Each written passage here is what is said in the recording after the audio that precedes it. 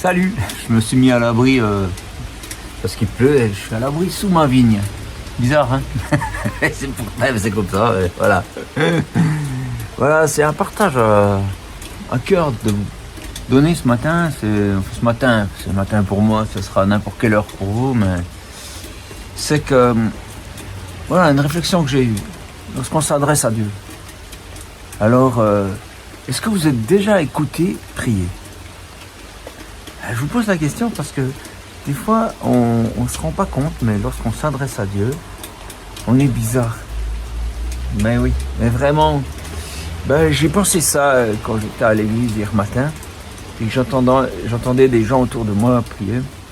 Puis j'ai remarqué qu'en fait, quand on s'adresse à Dieu, il y a une routine, il y a une manière de lui parler, qui n'est pas la même que lorsqu'on s'adresse à quelqu'un. Et que des fois, on lui parle un peu avec un ton alors, et j'ai remarqué ça autour de moi, mais en fait, probablement que moi aussi.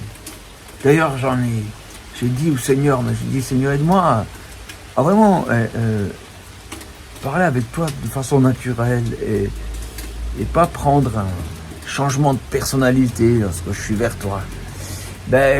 En fait, le truc, c'est que bien sûr, on lui parle bizarre dans le sens que on réalise pas à qui on parle. Par exemple, on était avec quelques amis et puis ils m'ont dit « Venez, on va prier ». Et puis, alors les gens laissent leur activité et ils viennent autour, ils baissent la tête et puis chacun à son tour parle à Dieu. Et puis, je dis pas que c'est mal, c'est très bien, mais c'est bizarre. Parce qu'en fait, Dieu était déjà là, avant qu'on dise « Venez, on va prier ». Et Dieu ne se connecte pas à nous au moment où on dit « Voilà, on est en train de prier pour fermer les yeux ». On peut très bien parler à Dieu tout en étant naturel, c'est ça que j'essaye de dire, tout en étant soi. Et que lorsque vous dites « Venez, on va prier », dites-vous juste qu'il y a quelqu'un qui vous entend et c'est Dieu et qui vous entend dire ça. Est-ce que si vous aviez un ami parmi vous et que vous lui dites « Hé, regardez, il y a Paul qui est là, venez, on va lui parler. » Puis que nous venons et puis tout à coup on est devant Paul et on change d'attitude pour lui parler. Paul, qu'est-ce qu'il penserait? Il dirait « Oh putain, mais ils pourraient pas me parler normalement ces gens comme aux autres personnes. » Sans se dire « Ah, maintenant on va parler à Paul. » Et après, quand on a fini de parler à Paul, on lui parle plus. Hein? C'est bizarre, hein? Ouais. Je sais, je vous dis ça, mais... Et aussi, les choses dont on parle.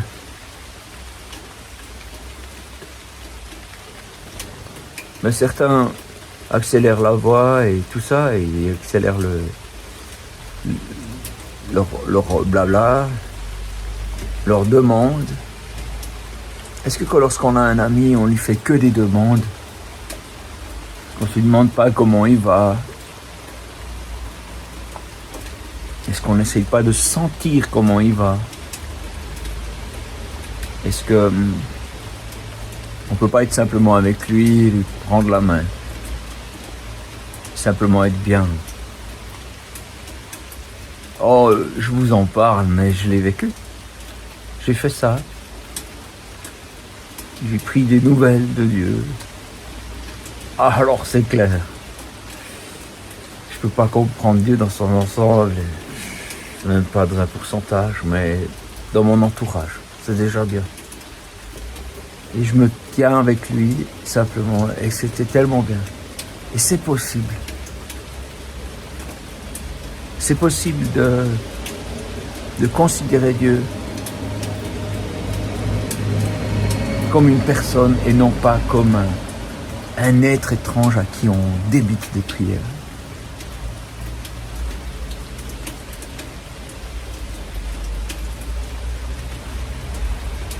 Je pense que le 80% de ce qui se communique ne passe pas par la parole. C'est prouvé, on le dit.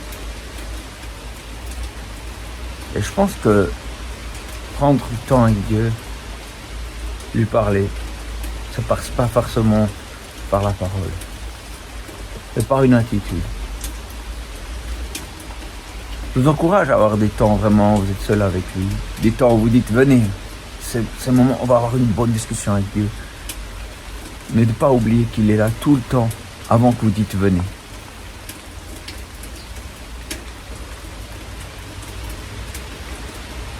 Peut-être ça parle beaucoup à des gens qui sont déjà croyants, mais peut-être que vous parlez de Dieu de temps en temps, comme ça, quand vous avez besoin. Alors dites-vous que ça vaut la peine de parler régulièrement avec lui, parce qu'il est là de toute façon, il l'entend. Il est là autant que vous avez désiré qu'il soit là. Oui. On a la jonction entre Dieu et nous par Jésus, donc profitez qu'on puisse avoir cette communion, et ce serait bête de se contenter de juste envoyer des courriers alors qu'on peut dialoguer. Alors, je vous souhaite un bon temps d'écoute, un bon temps avec lui.